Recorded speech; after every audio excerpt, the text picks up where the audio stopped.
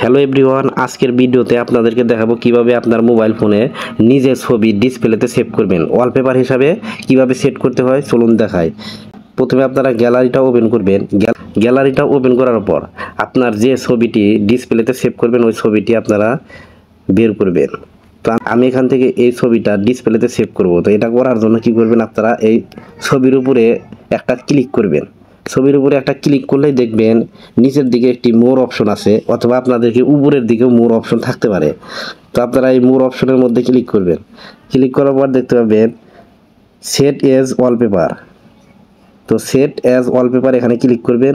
Click করার পর apply নামের অপশন আছে, এখানে ক্লিক করবেন।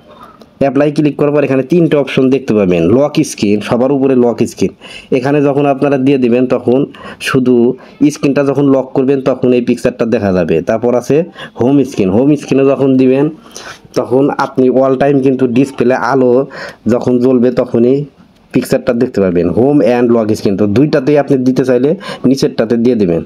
তো আমি শুধু হোম স্ক্রিনে দেবো, এজন্য হোম স্ক্রিনের উপর ক্লিক করে দিলাম। দেখতে পাবেন এখন আমি বের হয়ে যাচ্ছি। বের হয়ে যাওয়ার সাথে সাথে দেখেন ডিসপ্লেতে কিন্তু এই ছবিটা হয়ে গেছে। বন্ধুরা, এভাবে আপনারা আপনার ফোনে নিজের ছবি ডিসপ্লেতে সেভ করে রাখতে পারবেন। এই চ্যানেলটিতে মোবাইল সম্পর্কিত নতুন নতুন ইন্টারেস্টিং ভিডিও আপলোড করে থাকি। এরকম ইন্টারেস্টিং ভিডিও পেতে চ্যানেলটি সাবস্ক্রাইব করে রাখতে পারেন। ধন্যবাদ।